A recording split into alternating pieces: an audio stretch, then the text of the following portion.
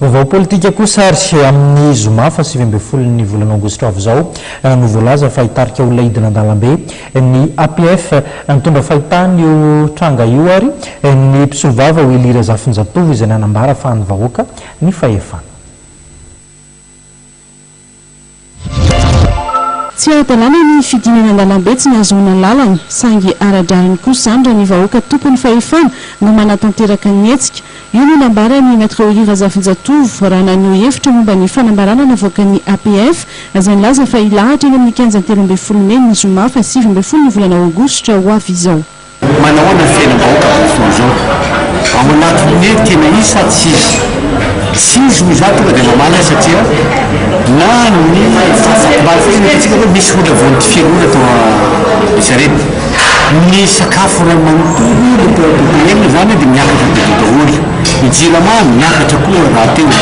Ka amin'izay rehetra zay zany raha resaka vahoaka ianao dia vahoaka dia manana ny marimarary azy.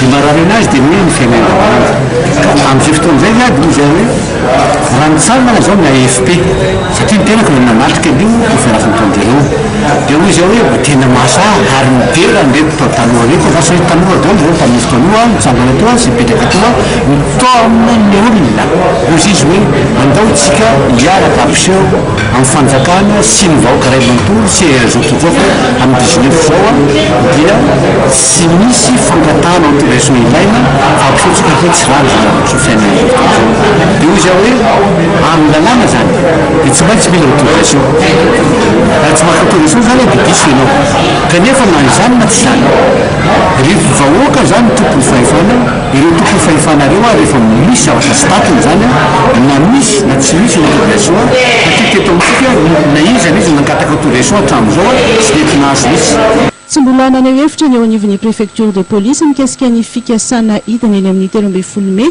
izay tanterahan'ny APF. Raha ny fanazavana dia ny herinandro avy izao no anaovana ny fivoriany ny tompony andraikitry ny filaminana ao anatin'ny OMC na ny organe mixte de conception mikasika io raharaha io ary amoahan'izy ireo fanambarana miaraka.